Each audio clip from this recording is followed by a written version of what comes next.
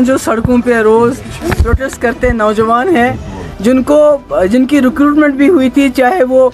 FAA है, चाहे वो सब इंस्पेक्टर है, चाहे वो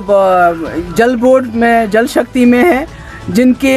हर जहाँ भी कोई रिक्रूटमेंट होती है उसमें करप्शन होती है। तो मुझे लगता है कि प्राइम मिनिस्टर साहब ने ये बात कह के जो यहाँ के नौजवान हैं उनके जख्मों पे मरहम करने के बजाय नमक डाल दिया। तरुण चुग का बयान आया है मैडम, तरुण चुग का बयान आया है कि जो पंडित यहाँ से निकले हैं या तो मुफ्ती साहब सरकार में थे या तो फारूक साहब थे, तो उस पर आपकी रिएक्शन? नहीं, आज किसकी सरकार है जबकि यहाँ से कश्मीरी पंडित पिछले एक तो जब से 2019 हो गया है उसके बाद टारगेट किलिंग हो रही है कश्मीरी पंडित्स की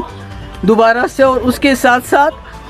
जो शुपैन में है, बाकी जगहों पे हैं जो कश्मीरी पंडित यहाँ से भाग रहे हैं, जो उन्होंने पिछले 30 साल यहाँ क़याम किया था, और कश्मीरी पंडित पिछले 6 महीने से जम्मू में प्रोटेस्ट कर रहे हैं।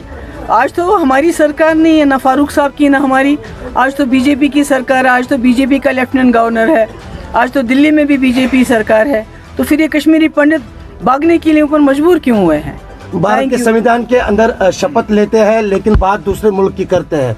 ये बताया गया आज। देखिए, मैंने आज तक जितनी भी कस्में ली हैं वो जम्मू कश्मीर के आइन के अंदर और इस मुल्क के आइन के अंदर ली है, और जम्मू कश्मीर की हिफाजत करना, यहाँ के तशक्कुस का तहफ़्फ़ुज़ करना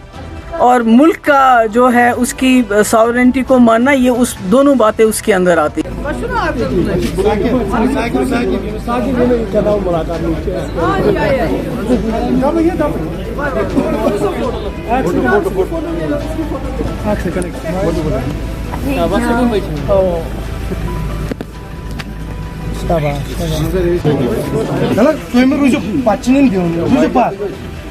पाक